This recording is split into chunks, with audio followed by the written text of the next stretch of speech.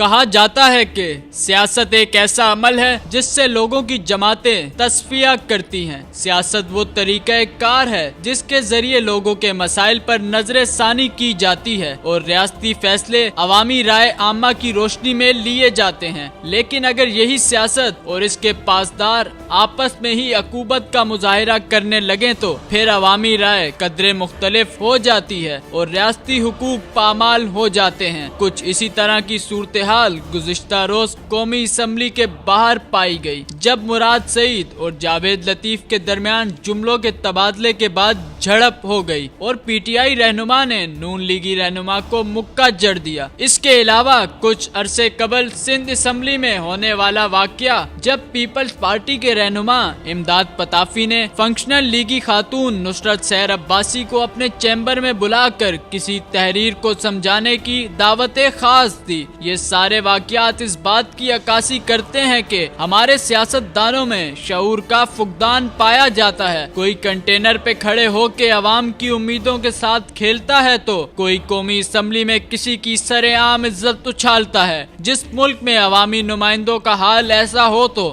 پھر اس ریاست کا کیا بنے گا؟ ویسے تو بات کرتے ہیں اس عظیم ہستی حضرت محمد صلی اللہ علیہ وآلہ وسلم کے امت ہونے کی، اور عمل کرنے پہ آتے ہیں تو سستی کا مظاہرہ کیا جاتا ہے۔ نبی کریم صلی اللہ علیہ وآلہ وسلم کا ارشاد ہے کہ مسلمان وہ ہے جس کی ہاتھ اور زبان سے دوسرا مسلمان محفوظ رہے، لیکن یہاں پہ تو اس کا الٹ ہے۔ ہر مسلمان دوسرے مسلمان کی تکلیف کا سبب بنتا ہے یا پھر اس کی تکلیف میں مزید اضافہ کرتا ہے۔ خواتین کے عالمی دن کے موقع پر خواتین کے حقوق کی بات کرنے والے ہی آج ان مقدس ہستیوں کی توہین کر رہے ہیں۔ جلسوں میں تقریریں کرتے ہوئے کہتے ہیں کہ بے شک اللہ صبر کرنے والوں کے ساتھ ہے، جب گالیاں دینے پہ آتے ہیں تو ساری حدیں پار کر دیتے ہیں، الزام تراشی کرنے میں سب سے آگے ہوتے ہیں، مگر ایسے لوگ کبھی اپنے گرباں میں جھانک کر نہیں دیکھتے کہ خود کتنے مہذب ہیں۔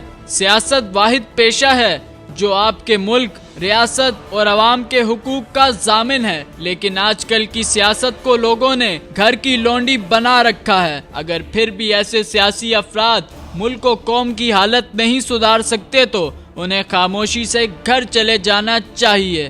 بقول شاعر، کرسی ہے تمہارا یہ جنازہ تو نہیں ہے، کچھ کر نہیں سکتے تو اتر کیوں نہیں جاتے۔